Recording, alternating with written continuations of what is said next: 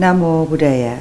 Selamat malam pemirsa Dharma TV dimanapun Anda berada. Senang sekali saya Satna Dewi bisa menjumpai Anda tentunya dalam acara yang kita tunggu bersama-sama setiap hari Selasa, yaitu Minute Your Mind.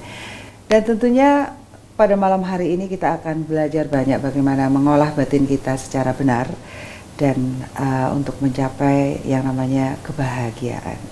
Baik, di sebelah saya ini adalah narasumber kita pada malam hari ini, seseorang yang masih muda tetapi sudah menjalani kehidupan sebagai seorang rohaniawan. Dan siapakah beliau ini? Kita perkenalan dulu pada malam hari ini. Namo Buddhaya, Samanera Kema Siri, betul ya? Betul sekali. Samanera, saya harus memanggilnya Samanera. Samanera. Panjang ya, Samanera. Nggak boleh Sam ya? Kalau Malangan itu nanti emas gitu. Iya, gimana Sam gitu ya? Baik, Sam Kema Siri. Wah, nggak enak juga. Baik, ini sebelum kita ke topik pada malam hari ini, Samanera Kema Siri, artinya apa sih sebenarnya nama Anda nih, Kema Siri ini? Arti dari nama Kema Siri itu sendiri, Kema artinya adalah damai. Ya. Sedangkan Siri adalah luhur. Jadi jika digabungkan kedua arti kata tersebut memiliki secara harfiah memiliki arti kata memiliki kedamaian yang luhur. Ya, selama ini masih damai-damai saja? Masih adem ayem tentrem. Iya. Baik, mungkin bisa disapa ini para pemirsa Dharma TV di sana, Samanera. Pemirsa Dharma TV dimanapun Anda berada, kembali kita bertemu dalam acara Manage Your Mind. Semoga harapan Samanera dalam kesempatan kali ini Anda sekalian dapat berbahagia, tidak kekurangan satu apapun, serta dapat mempertahankan kebahagiaan yang telah diperoleh dan dapat menjaganya dengan baik. Demikian. Biasanya diamini nih, amin. Setuju gitu ya. Ya semoga. Baik, Samanera Kema atau Samanera Siri saya panggilnya. Kema saja. Kema, oke, Samanera Kema. Pada malam hari ini topik kita adalah hidup dalam Dhamma.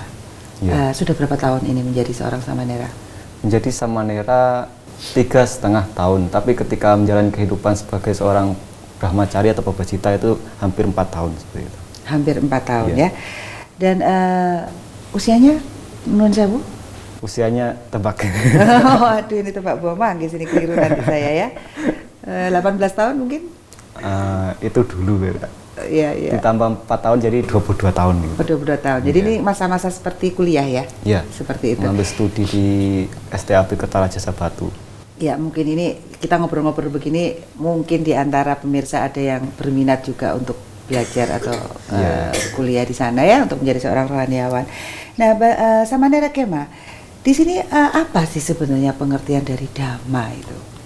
Dhamma secara sederhana itu diartikan sebagai ajaran kebenaran. Ajaran kebenaran siapa yang mengajarkan? Yang mengajarkan adalah Buddha.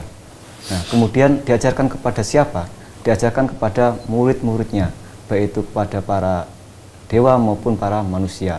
Dan murid-muridnya itu terbagi menjadi 2 kelompok atau 2 bagian yang menjalani kehidupan Babacita seperti biku, samanera atau bikuni, dan umat awam atau garawasa seperti itu. Jadi ajaran kebenaran ini sesungguhnya kebenaran yang universal, benar, tapi bukan benar carpe diem seperti itu. Jadi ketika menerapkan ajaran ini kita dapat memberikan manfaat bagi diri sendiri, orang lain, dan lingkungan seperti itu. Ya, jadi ini bukan hanya sekedar informasi, tapi harus dipraktekkan, bukan begitu? Iya. Dhamma itu sendiri lebih mengacu pada selain ajaran secara verbal atau teori atau hanya sekedar teori, tapi ini merupakan ajaran laku, di mana setiap ajaran dapat dibuktikan kebenarannya, dapat dipraktekkan, apakah hal itu dapat memberikan manfaat atau tidak. Jika dirasa tidak memberikan manfaat, ya monggo ditinggalkan seperti itu. Tapi jika memberikan manfaat, keuntungan, serta memberikan hal-hal yang baik lainnya bagi diri sendiri ataupun bagi banyak pihak, maka ya dilaksanakan alangkah baiknya seperti itu. Dan disebarluaskan kalau bisa. Kalau bisa. Karena kalau makan kue enak biasanya kita cerita nih, enak ini gitu ya. Tapi kalau masalah makanan biasanya apalagi yang enak itu seorang sulit sekali untuk berbagi. Oh gitu, berbagi cerita tapi seperti itu ya. Iya. Baik, kalau juga sebagai praktek, apakah praksis? Ya, praksis ini adalah mungkin bisa dijelaskan ya, praksis atau hanya praktis? Praksis di sini dapat diterapkan dalam kehidupan sehari-hari, dimanapun, kapanpun, dan kepada siapapun seperti itu. Jadi praksis Dalam artian kita melaksanakan dhamma ini bukan hanya untuk golongan tertentu, untuk kaum tertentu, untuk orang-orang yang memiliki pangkat atau tingkatan tertentu, tapi dapat dipraktekkan, dapat dilaksanakan kepada setiap orang dan kapanpun itu dapat dipraktekkan begitu. Kemudian praktis, praktis dalam artian ketika kita berusaha untuk mempraktekkan itu kita langsung tepat sasaran, dalam artian ketika orang sedang membutuhkan bantuan kita, ketika orang sedang merasa kesusahan, kita bisa membantunya secara langsung. Apa salahnya kita membantu seperti itu tanpa menunda-nunda jika kita memang berkesempatan dan mempunyai waktu, tenaga, serta materi untuk membantu seperti itu. Ya, ini benar-benar masih fresh from the oven ini Samanera kita ini. Samanera, sekarang begini, tadi ada pemisahan antara perumah tangga dan rohaniawan ya. Ini rohaniawan ini bagaimana memberikan sebuah nasihat kepada seorang perumah tangga, ini ada tes ini, ketika dia tidak mengalami dan dia hanya berdasarkan dari katanya. Nah, ini gimana Samanera? Ya, terkadang setiap orang sebelum berpraktek selalu dilandasi oleh teori. Siapapun itu pasti akan mengalami namanya teori terlebih dahulu. Terkadang teori itu sendiri sangatlah baik, sangatlah bermanfaat, terkadang juga sangat memberikan inspirasi, tapi tidak menutup kemungkinan ketika mempraktekannya banyak terjadi kegagalan. Nah, bagaimana cara memberikan solusi kepada para perumah tangga, sedangkan Pak Bajita sendiri itu sendiri jarang, bahkan tidak menjalani kehidupan rumah tangga. Ada juga yang misalkan setelah berumah tangga lalu memutuskan untuk menjadi biku atau samanera, itu ada juga. Nah, itu lain ceritanya kalau mereka sudah berpengalaman. Tapi kalau yang muda-muda seperti ini bagaimana ceritanya seperti itu? Nah, itulah terkadang banyak umat yang berkonsultasi dengan samanera, memberikan masukan, oh samanera, hidup rumah tangga itu tidak ada enaknya. Kenapa? Harus bangun pagi, harus kalau sebagai kepala rumah tangga itu harus bangun pagi, bekerja, kemudian banting tulang, kemudian mencukupi kebutuhan anak istri, belum lagi mencukupi bagian-bagian misalkan listrik, kemudian air minum, tanggungan dan lain sebagainya. Nah, itu merupakan masukan-masukan dari para perumah tangga. Nah, sedangkan samanera sendiri belum mengalaminya. Dan itu dapat dijadikan tambahan pengetahuan, tambahan wawasan, serta menambah cakrawala bagi samanera. Terkadang memang kita tidak perlu mempraktekkan sendiri dengan anjuran, dan jika dirasa masuk akal dan sesuai dengan prakteknya, maka itu dapat diambil manfaatnya seperti itu. Ya, ini kan berhubungan dengan yang praksis dan praktis tadi, seperti itu ya. Oke, samanera, bisa menjadi sesuatu menjadi dari teori kemudian menjadi praktek. Tapi ada juga teori didapatkan dari praktek. Maksudnya setelah praktek baru kita dapatkan teorinya yang kemudian kita sebarluaskan kepada masyarakat, seperti itu. Seperti juga yang dilakukan oleh Buddha ya. Praktek, beliau praktek kemudian menjadikan sebuah kitab yang kemudian disebarluaskan, seperti itu. Ya, pengalaman-pengalaman Buddha ketika berusaha mencapai tingkat kebudaan, dan sebelum mencapai tingkat kebudaan, Buddha sesungguhnya telah memperoleh pelajaran-pelajaran baik itu mengenai tingkah laku sebagai seorang putra kerajaan, bagaimana cara berbicara, bagaimana cara bertingkah laku, bagaimana memperlakukan orang lain, memberikan hormat kepada orang tua. Itu merupakan ajaran-ajaran yang secara turun-temurun diajarkan kepada beliau. Tapi ketika berusaha untuk meninggalkan kehidupan rumah tangga, mencari obat tua, sakit, mati, dan mencapai pembebasan itu sendiri, beliau selain berpraktek, juga beliau pernah belajar pada pada guru-guru seperti Alaraka Lama ataupun Udaka Ramaputta. Itu merupakan guru yang terkenal pada zaman beliau. Nah, setelah dirasa bahwa dengan menjalani kehidupan kerajaan yang mewah itu hanya akan menimbulkan nafsu yang berlebihan, hanya akan menimbulkan kesenangan indawi yang berlebihan, maka hal itu dihindari oleh beliau. Kemudian satu sisinya lagi, beliau menghindari praktek penyiksaan diri yang mungkin bagi beberapa orang, bagi beberapa kepercayaan akan menimbulkan kesaktian seperti itu.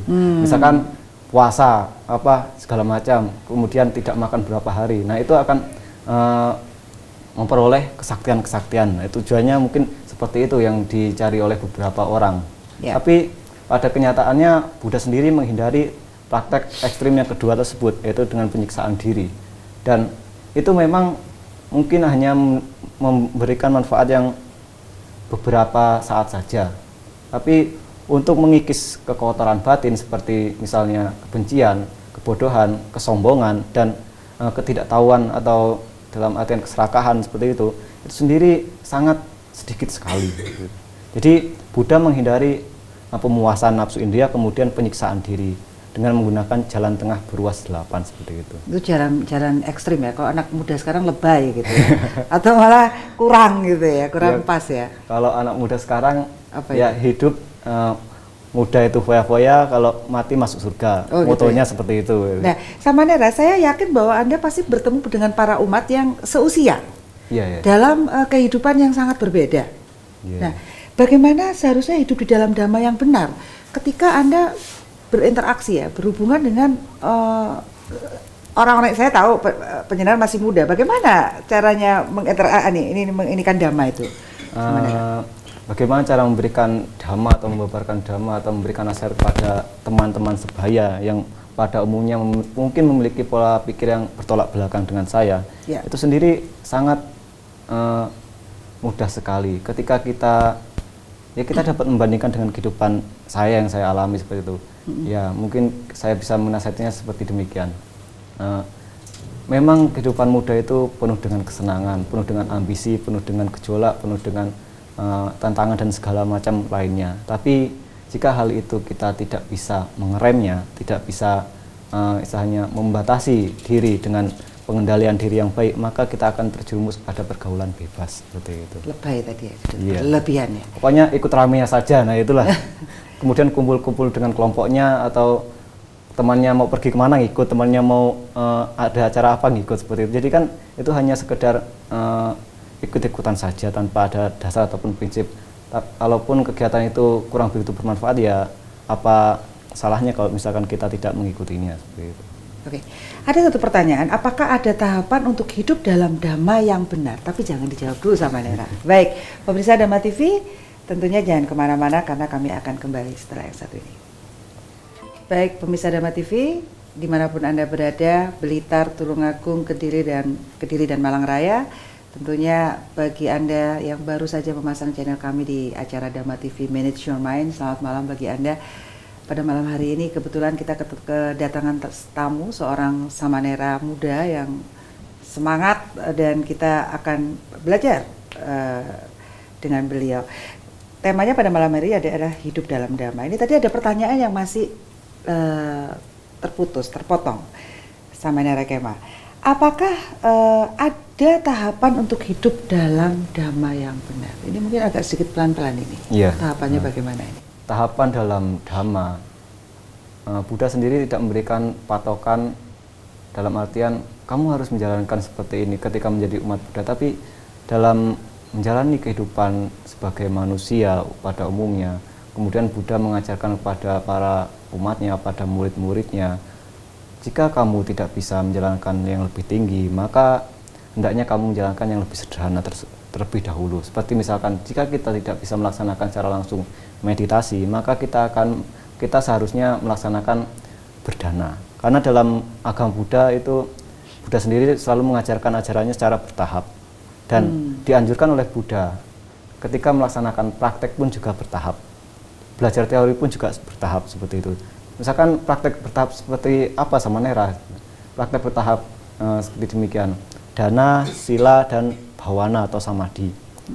Dana merupakan perbuatan yang sangat sederhana sekali, bisa dilakukan oleh siapapun, kapanpun, dimanapun, semuanya bisa melakukan. Misalkan anak kecil bisa melakukan, orang dewasa atau orang tua, bahkan orang yang kelakuannya pun tidak baik dapat melakukan tindakan berdana atau memberi seperti itu. Jadi itu merupakan langkah awal.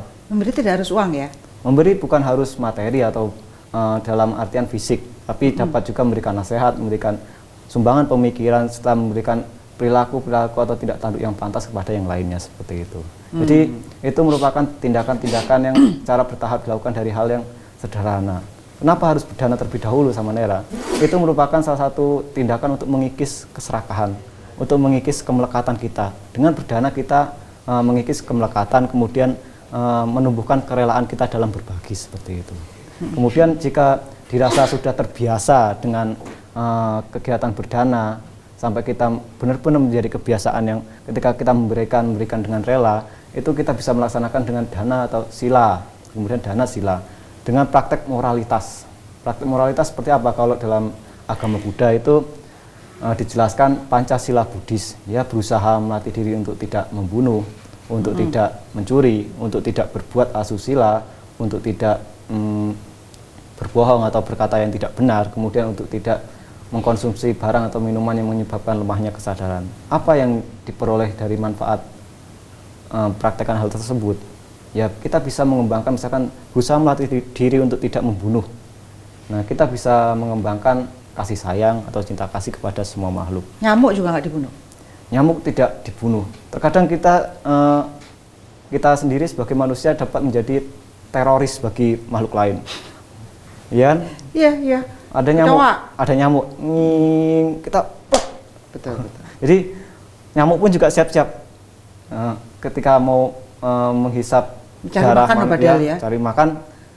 Kita berusaha untuk mana nyamuk-nyamuk ini harus disingkirkan atau jika bisa dilenyapkan gitu. Jadi kita sendiri bisa menjadi teroris bagi makhluk lain, seperti halnya nyamuk atau binatang-binatang yang pada umumnya kurang kita sukai atau jorok seperti itu ya. Iya. Itu nggak boleh dibunuh itu. Kita berusaha melatih diri untuk menghindari pembunuhan seperti itu. Sebisa mungkin untuk menghindari, ya kalau misalkan kita jijik untuk mengambil dengan tangan, ya kita menggunakan sapu diusir seperti itu kan cukup. Jadi bisa menggunakan dengan alat ataupun bisa menggunakan dengan benda-benda lainnya yang tidak langsung kontak dengan tangan seperti itu. Jadi sebenarnya jangan membunuh ini menghargai kehidupan ya? Iya, menghargai kehidupan. Kemudian selain itu juga memupuk rasa belas kasihan kita dan cinta kasih kita kepada semua makhluk seperti itu. Ya, itu yang pertama. Terus kemudian kedua, jangan mencuri. Kemudian bukannya jangan mencuri, tapi berusaha melatih diri. Oh, berusaha melatih diri untuk tidak mencuri. Ya, berusaha melatih diri untuk tidak mengambil barang yang tidak diberikan seperti itu.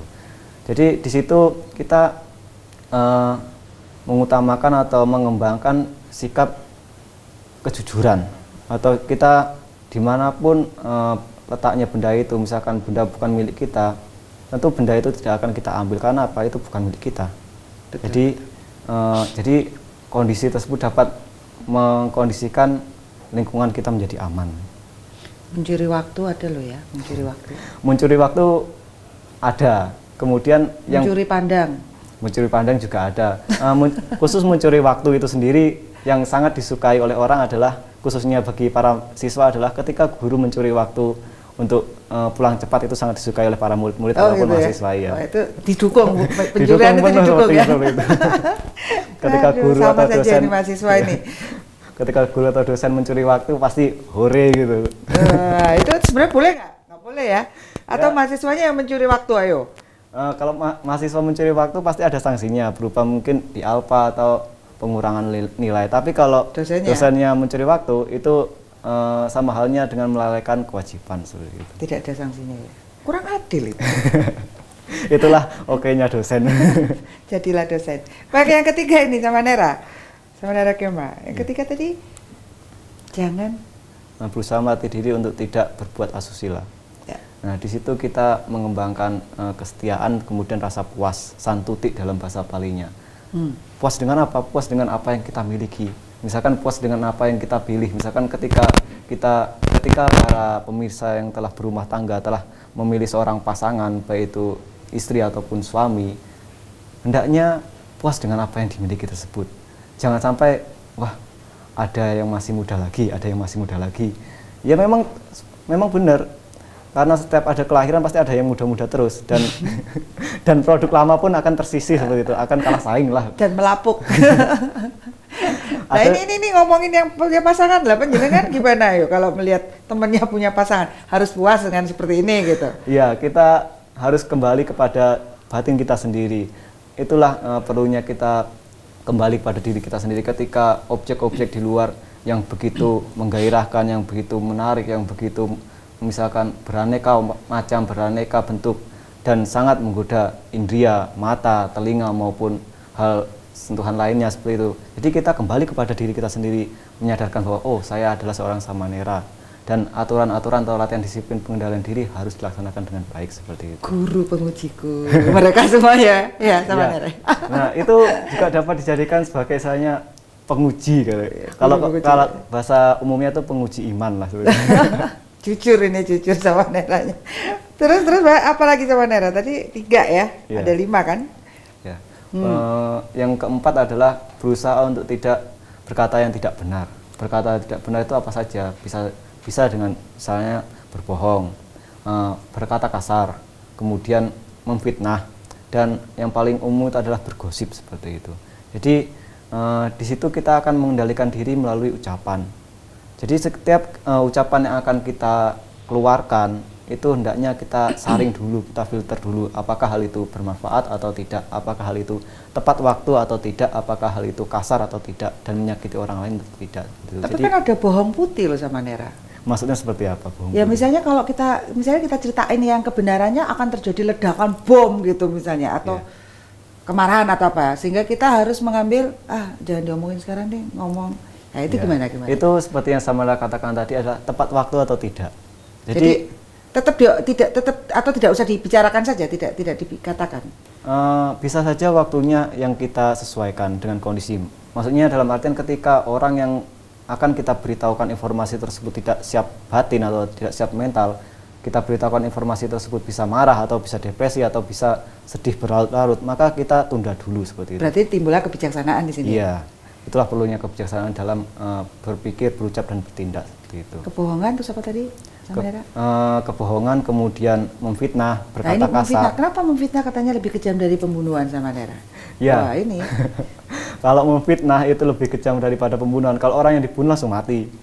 Kalau orang yang difitnah itu masih hidup dan nama baiknya tercoreng. Awas, hati-hati ini yang mengeluarkan itu tadi ya, harus benar-benar ketika berbicara itu harus benar-benar dipikirkan ya, karena bisa menjadi sebuah fitnah. Loh, kadang-kadang memfitnahnya nggak sadar loh, menceritakan sesuatu yang katanya akhirnya menjadi sebuah gosip itu tadi ya, hubungannya ke gosip ya. Terus yang tadi yang kelima nih. Yang kelima adalah menghindari mengkonsumsi barang atau minuman yang menyebabkan lemahnya kesadaran. Misalkan secara sederhananya diartikan sebagai mabuk-mabukan seperti itu. Kalau nggak mabuk boleh nggak sedikit aja? Jalan tengah loh, ini jalan tengah. Kena deh. Gimana nih sama Nera? Seorang yang terbiasa itu biasanya dimulai dari sedikit-sedikit. Oh, lama-lama jadi bukit. Iya. Lama-lama terbiasa. Misalkan karena ada 2 kali, diawali dari 1 kali, 2 kali, 3 kali, 4 kali gitu. Misalkan, wah saya udah mau tobat lah, tapi tobatnya itu kapok-kapok Lombok.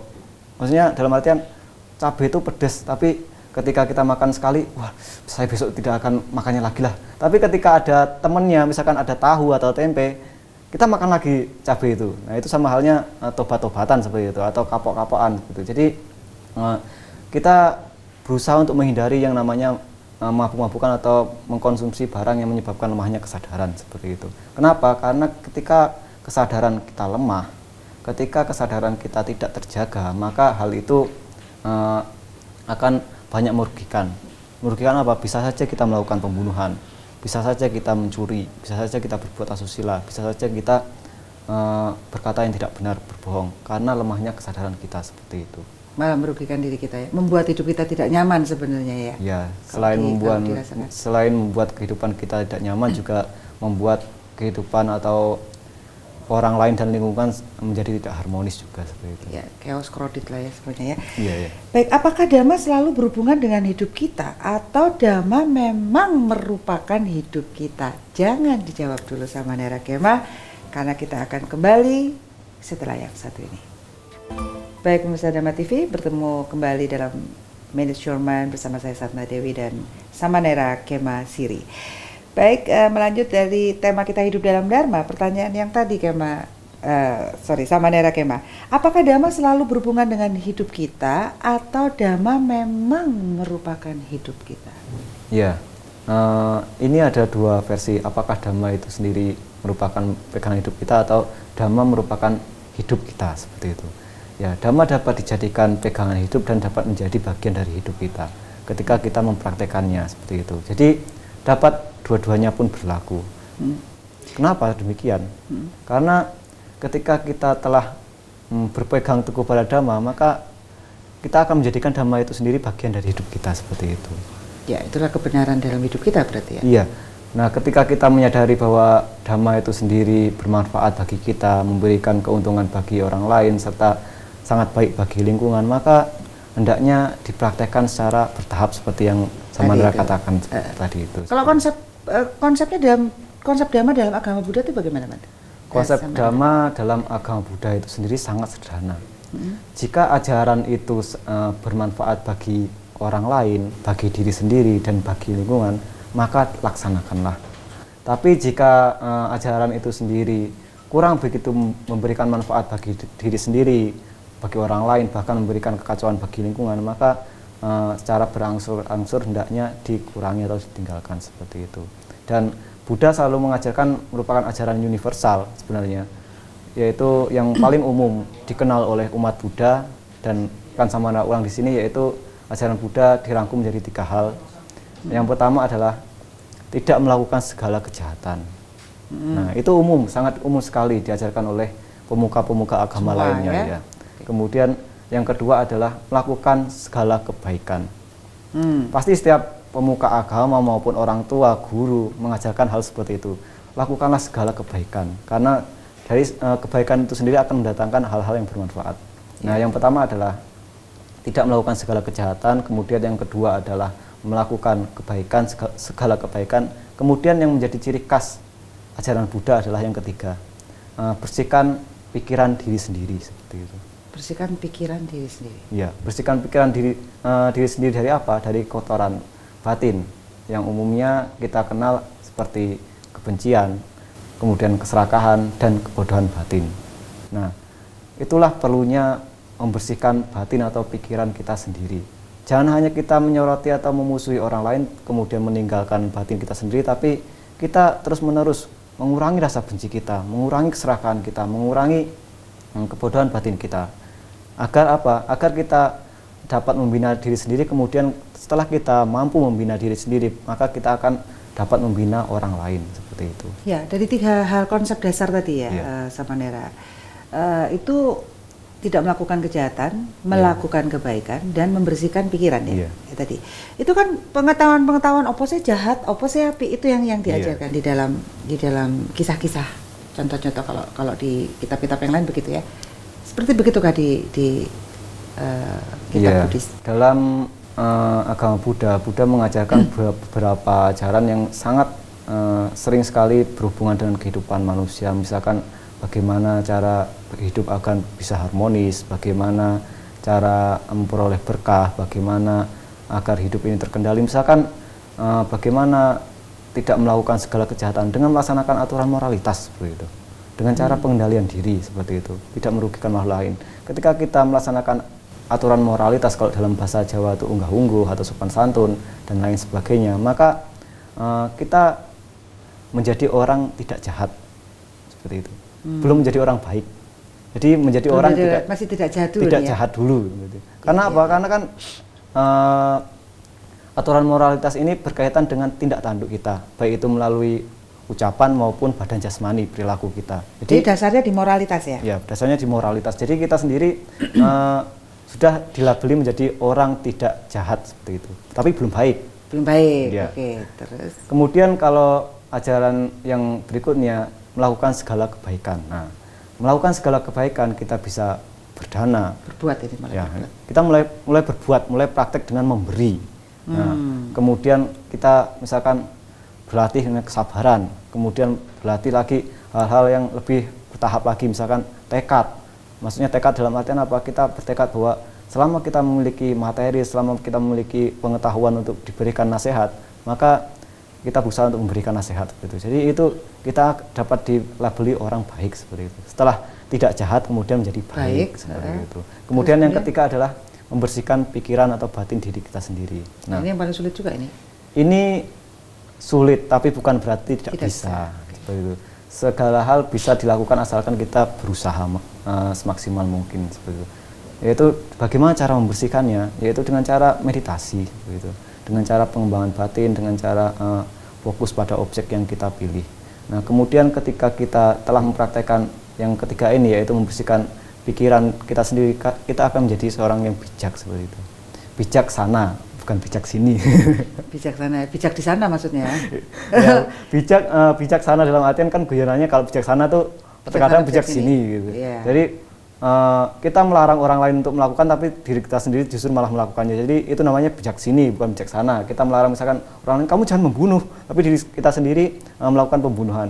Misalkan seorang orang tua lah, ayah, nak kamu jangan merokok, nak. Tapi dia sendiri memberikan contoh merokok, bagaimana anaknya tidak meniru seperti itu kan, itu namanya bijak sini, bukan bijaksana seperti itu. Betul, berarti nggak usah melarang merokok, tapi menyuruh pindah tempat aja. Kalau ada yang merokok itu bijaksana juga dong.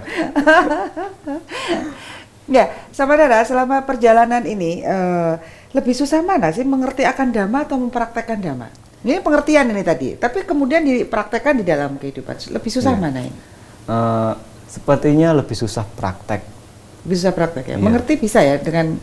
Mengerti bisa dengan dibaca berulang kali, dimanipulasi. Kalau misalkan dalam perkuliahan, dalam teori misalkan, Ya. dalam perkuliahan atau dalam tingkat pendidikan kan bisa saja dimanipulasi teori-teori tersebut. Misalkan dengan mencontek, dengan misalkan Masih tanya ada yang teman. juga di Maksudnya dalam pendidikan secara umum gitu. Oh gitu ya, kalau di situ nggak ada, saya yakin pasti. Kalau dalam pendidikan kami ditekankan untuk tidak, misalnya mencontek itu salah satu mengambil barang yang tidak diberikan, seperti itu. Jadi itu sama saja mencuri pengetahuan. Jadi, lupa soalnya. Jadi kita berusaha untuk jujur, gitu. Iya, iya. Jadi apapun yang kita peroleh, nilai berapapun itu karena hasil usaha kita sendiri. Jadi kita merasa puas, kemudian jika hal itu kurang baik, maka kita tingkatkan lagi menjadi hal yang baik. Ya, sebagai tolak ukur ya. Ya. Jadi sepertinya lebih susah ke prakteknya. Karena ketika teori itu sangat baik, sangat memberikan manfaat, memberikan motivasi, bahkan sangat menginspirasi kita dengan menggebu-gebunya, ketika praktek, oh ternyata susah. Gitu. Jadi misalkan seperti ini, berdana atau menolong orang lain itu adalah baik. Ya saya tahu itu, tapi anak kecil pun tahu, orang tua pun belum tentu bisa melakukan seperti itu. Ya itu tuh harus ada kepekaan ya sama Nera untuk melihat sesuatu. Selain, ya ada seseorang yang harus ditolong gitu. Ya. Selain kepekaan itu juga adanya pendewasaan diri dalam artian pembiasaan. Jika orang tidak terbiasa untuk menolong, mana mungkin dia akan tergugah seperti itu. Berarti ada pendidikannya juga dong. Iya, makanya itu antara teori dengan praktek harus seimbang. Dapat diibaratkan seperti sayap burung. Jika salah satu sayap burung itu misalnya luka atau cedera, maka burung tersebut tidak akan bisa terbang. Kalaupun terbang, dia akan misalkan menggelepar-gelepar gitu, seperti itu. Jadi teori tanpa praktek itu sendiri akan membuat seseorang akan verbalisme, menuntut kamu harus seperti ini, teorinya seperti ini seperti itu. Jadi ketika seorang hanya sekedar berteori tanpa praktek, maka dia akan menuntut orang lain agar sesuai dengan teori-teori tersebut. Tapi ketika seorang praktek tanpa teori, maka prakteknya akan membabi buta, tanpa dasar, tanpa landasan, seperti itu. Jadi antara teori dan praktek itu hendaknya seimbang, seperti itu. Atau kalau praktek kok bakalan ketabrak-tabrak karena memang tidak ada buku panduannya, istilahnya seperti itu ya. Ya misalkan kalau teori renang, wah kita sudah menguasai teori renang, gaya kupu-kupu, gaya dada, kemudian gaya katak sampai gaya punggung lainnya. Kita menguasai teori-teori tersebut, tapi ketika kita terjun di air, belum tentu kita bisa. Gelagap-gelagap ya, Ya. mau tenggelam seperti itu. Nah, sama Nara, dalam praktek, setelah teori yang sedemikian indah, sedemikian bagusnya ya, dalam prakteknya itu bagaimana sebenarnya? Apakah datang ke tempat misalnya anak-anak yatim piatu mungkin, ke tempat anak-anak cacat mungkin, ke tempat orang miskin mungkin, gimana itu untuk supaya kita punya sense ya, punya rasa itu loh. Iya. Nah, sebenarnya dalam praktek itu sendiri kita tidak perlu mencari jauh-jauh tempatnya. Di lingkungan sekitar kita sendiri dapat dijadikan guru praktek teladan seperti itu. Jadi misalkan dalam kehidupan kita sehari-hari kita bertemu dengan orang-orang yang tidak kita senangi, misalkan orang yang membenci kita, maka di situ kita akan praktek nilai-nilai kesabaran seperti itu. Jadi apapun yang mereka lakukan, kita sabar menghadapinya, kemudian kita selalu memancarkan cinta kasih, semoga Anda berbahagia tanpa merespon hal yang negatif. Memang itu sangat sulit untuk mengawalinya, tapi itulah perlunya pembiasaan seperti itu. Perlu pembiasaan. Iya.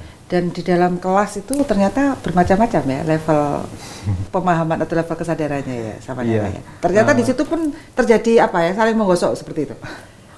Atau saya melihatnya damai-damai, baik-baik saja. Iya. Faktanya Kalau dalam latihan kelas pembelajaran ya itu hal yang wajar. Secara klasikal memang terbagi menjadi 3 kelompok dalam pendidikan, misalkan kelompok yang cepat mengetahui, cepat memahami, kemudian yang agak lambat, kemudian yang lambat. Nah, yang itu lola loading lama. loading lama. Istilahnya anak sekarang Ya, kan itu lola. secara umum semua pendidikan pasti akan terkelompokkan menjadi 3 kelompok tersebut. Ada yang memiliki pemahaman yang cepat, ada yang lumayan cepat, kemudian ada yang lambat sekali seperti itu. Jadi itulah bagaimana cara guru untuk menjelaskan agar semua peserta didiknya itu dapat memahami dengan baik seperti itu.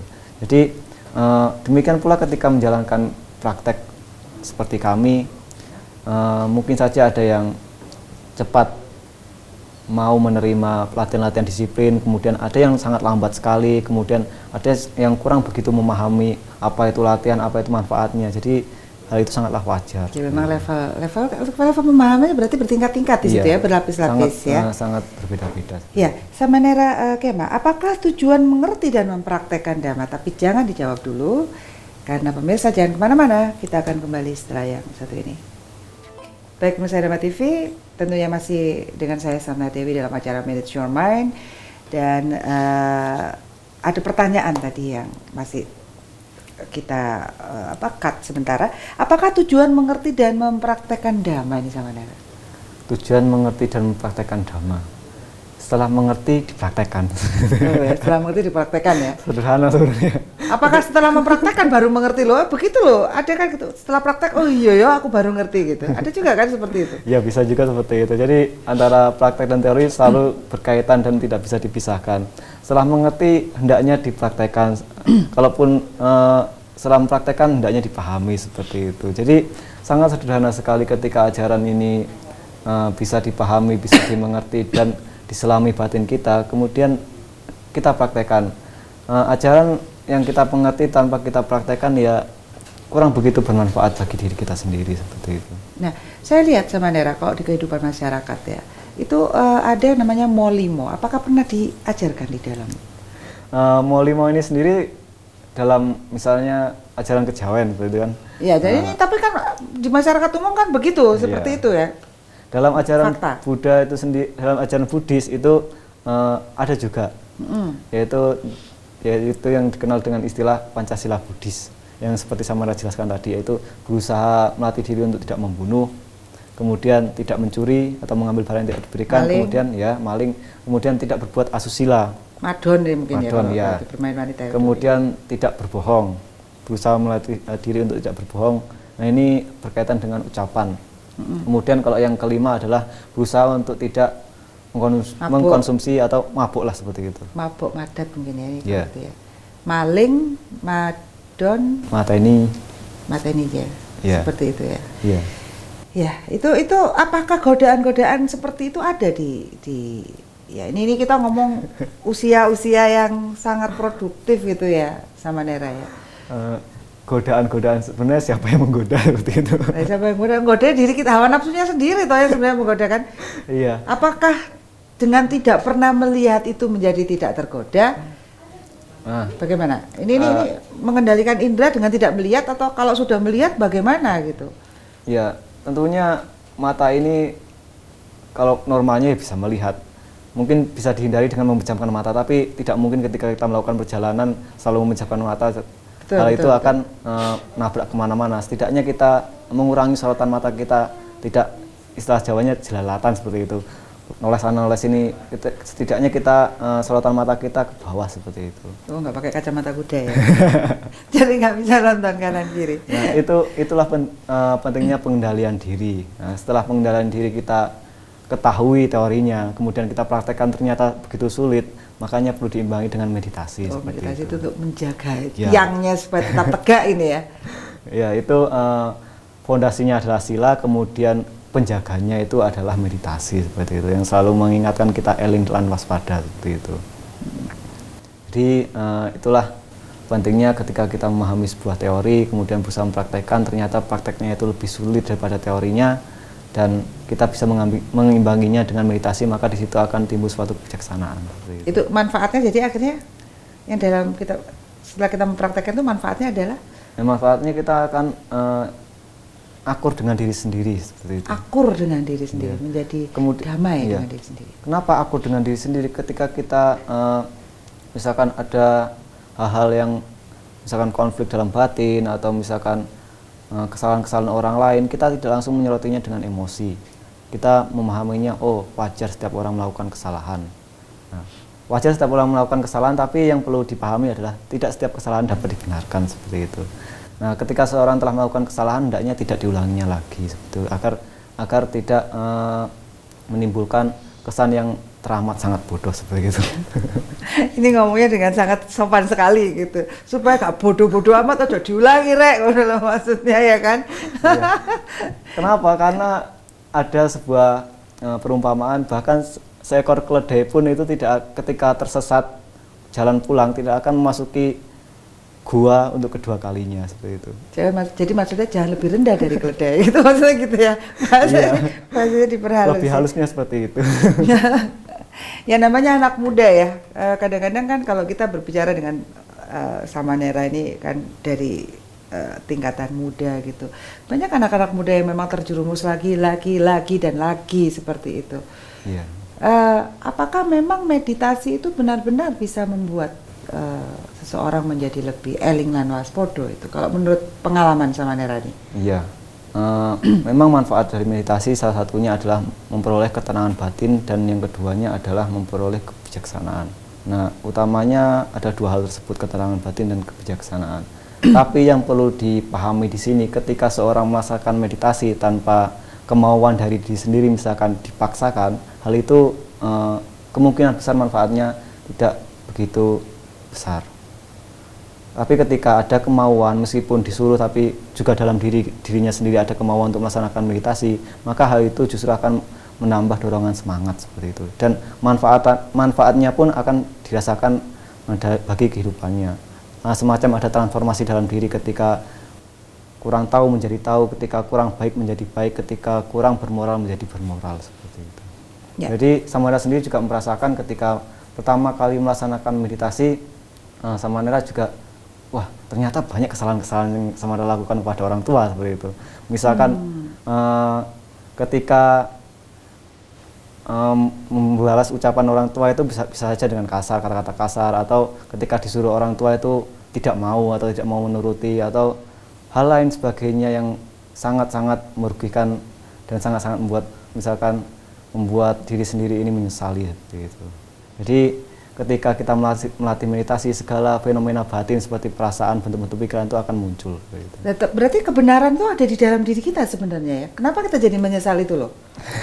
Iya kan? Berarti benernya aku sajane ngene, oh aku tahu ngelakoni itu. Iya. Iya. Gitu ya. Sebenarnya kebenaran itu sendiri tidak jauh-jauh dari dalam diri kita, kemudian ketenangan dan kedamaian sungguhnya ada dalam diri kita sendiri. Sama halnya ketika kita berusaha untuk mengejar kupu-kupu. Ketika kita menginginkan kupu-kupu, ketika kupu-kupu itu semakin kita kejar, semakin kita inginkan, maka kupu-kupu itu semakin menjauh. Tapi ketika kita diam sejenak, maka perlahan-lahan kupu-kupu tersebut justru akan mendekati kita. Sama halnya ketika kita berusaha untuk mencari ketenangan, ketika kita mencari ketenangan dengan mengejar, misalkan mencari tempat-tempat keramat, mencari tempat-tempat suci, atau mencari ke tempat-tempat yang sepi seperti itu, tapi batinnya sendiri selalu bergejolak, maka hal itu kurang begitu ideal seperti itu. Tapi ketika dirinya sendiri memahami bahwa segala sesuatu yang saya peroleh, yang saya dapatkan ini hanya bersifat sementara, dan ketika hal itu saya peroleh, maka hal itu akan lenyap lagi atau akan hilang, mengalami kelapukan. Dan ketika memahami hal itu, kita bisa mendewasakan batin dan pikiran kita. Ya, memahami kan ada prosesnya. Sekarang saya nanya nih, ini agak lebih pribadi nih. Pernah nggak mengalami yang namanya fall in love, jatuh cinta? Fall in love ketika masih remaja juga pernah. Tapi ketika menjalani kehidupan saat seperti Samanera seperti ini, Babacita, maka itu harus di-cut. Oh, ini dia nih. Ini ada resepnya nih. Nah, jadi sebenarnya bisa di-cut ya. Nggak diumbar-umbar. Loh ya ini penting loh ini sama Nera. Iya. Karena bagaimanapun kalau namanya remaja ya pastilah karena ini berhubungan dengan hormon ya. Ini berhubungan dengan hormon dengan tubuh fisik. Nah, bagaimana ketika menjalani laku ini Anda bisa meng-cut atas dasar apa Anda cut? Biasanya katanya ini anugerah ya kalau cinta itu. Nah, ini perlu nih. Belajar nih. Anugerah. Ya, ketika mengalami gejala atau fenomena cinta, bahkan waktu remaja itu cinta buta, cinta mati, bahkan cinta monyet atau cinta gorila segala macam seperti itu. Itu merupakan gejolak-gejolak masa remaja yang sangat wajar sekali. Nah, inilah perlunya kita dibimbing ke arah spiritual seperti itu. Dengan adanya guru pembimbing dan dengan adanya pembelajaran praktek secara bertahap sesuai dengan kemampuan kita seperti itu. Jadi ketika kita menyadari bahwa toh semua itu juga akan kita tinggalkan, orang yang akan kita cintai juga akan kita tinggalkan, diri kita sendiri misalkan, wah saya cinta mati dengan kamu, kamu harus jadi milikku seperti itu. Padahal dirinya sendiri itu tidak bisa dimiliki, misalkan kalau bisa dimiliki, kamu jangan sakit tubuhku seperti itu. Tapi nyatanya toh juga sakit. Kamu jangan capek tubuhku. Tapi nyatanya toh juga capek. Nah, bagaimana kita bisa mengharapkan orang lain agar selalu menjadi milik kita seperti itu. Jadi kita memiliki pemahaman-pemahaman yang dasar sekali untuk bisa memutus, bisa mengakhiri sebuah hubungan yang dinamakan cinta tersebut seperti itu. Jadi dahsyat. Jadi itu bukan merupakan hal mudah sebenarnya. Kemudian di ajaran-ajaran Buddha sendiri juga mengajarkan misalkan dalam Dhammapada atau dalam sutta-sutta itu mengajarkan bahwa dari cinta timbul kemelekatan, dari cinta timbul kesedihan, dari cinta timbul penderitaan. Itu masa iya sih begitu?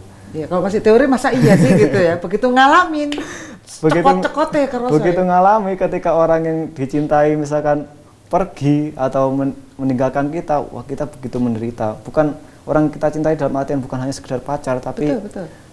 Orang tua, sanak saudara, kerabat ataupun sahabat kita yang kita cintai pergi atau secara kasarnya meninggal seperti itu, maka kita akan mengalami penderitaan, kesedihan dan juga akan menimbulkan kemelekatan. Kita tidak mau untuk berpisah seperti itu.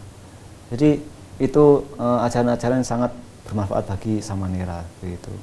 Jadi berarti sebenarnya ajaran-ajaran yang Samanera lakukan ini sebenarnya kalau di dalam kehidupan remaja kita yang seks bebas seperti itu sebenarnya bisa untuk mengendalikan diri ya, untuk pengendalian diri ya, antara lain meditasi, pengertian, pemahaman. Harusnya. Iya bisa. Hal itu memang begitu memengaruhi pola pikir serta perilaku para remaja ketika mau mempraktekkan ajaran-ajaran Buddha atau ajaran-ajaran kebenaran universal yang dikenal dengan Dhamma. Dhamma sendiri tidak mengenal embel-embel harus dipraktekkan oleh kaum apa, bangsa apa, suku apa, tapi praktekkanlah hal ini maka akan membawa manfaat. Jika tidak membawa manfaat, tinggalkanlah seperti itu. Ya. Jadi para remaja hendaknya ketika melakukan pergaulan, kita harus memiliki sahabat. Sahabat itu sahabat baik tentunya. Dan kita berusaha menghindari sahabat buruk. Selain kita selalu mencari sahabat baik, kita juga berusaha menjadi sahabat yang baik bagi sahabat kita. Jangan sampai kita mencari sahabat baik, ternyata kita justru menjadi sahabat yang buruk. Baik, Samanera, waktunya sudah terbatas sekali. Setelah kita ngobrol panjang lebar dan gayeng sekali, apalagi kalau ngomongin tentang anak muda ini ya. Sebenarnya saya lebih senang nih kalau suatu waktu memang kita bicara tentang anak muda nih. Jadi klop gitu loh. Bagaimana sih anak muda yang bukan perumah tangga kalau bisa saling berinteraksi kayaknya asik gitu. Tapi waktunya sudah terbatas. Monggo mungkin ada kesimpulan dari pembicaraan kita malam hari ini. Pemirsa Dhamma TV dimanapun Anda berada, akhirnya tiba juga di penghujung waktu pada pertemuan kali ini di Manage Your Mind. Samanera menyimpulkan sederhana sekali, jika ajaran yang dibabarkan atau yang disampaikan oleh para guru manapun, khususnya mengenai Dhamma, dapat bermanfaat bagi diri sendiri, bagi lingkungan, dan bagi banyak pihak, hendaknya dapat dipraktekkan, dapat dilaksanakan secara bertahap. Dan jika ajaran tersebut kurang begitu bermanfaat, ya tidak apa-apa, dihindari seperti itu. Buddha selalu mengajarkan dan menekankan tidak berbuat segala kejahatan, perbanyaklah kebajikan, kemudian bersihkan pikiran sendiri dari kotoran-kotoran batin. Serta untuk membentengi diri sendiri adalah dengan merasa malu dan takut untuk berbuat jahat seperti itu. Demikian. Ya, terima kasih banyak sama Nera, Kema. Semoga ini bermanfaat bagi pemirsa Dhamma TV dimanapun berada. Itulah hidup dalam Dhamma. Jika Anda belajar pada malam hari ini, bagaimana Anda belajar? Saya belajar pada malam hari ini, dan tentunya kita berusaha untuk menjadi lebih baik, lebih baik, lebih baik lagi. Baik pemirsa Dhamma TV, saya Satna Dewi undur diri. Kata kunci kita adalah mind is not everything, but everything is from mind. Baik, saya Satna Dewi beserta kru Dhamma TV mengucapkan selamat malam, terima kasih, Sabi Sata, Bawantu Sukitata. Semoga semua makhluk hidup berbahagia.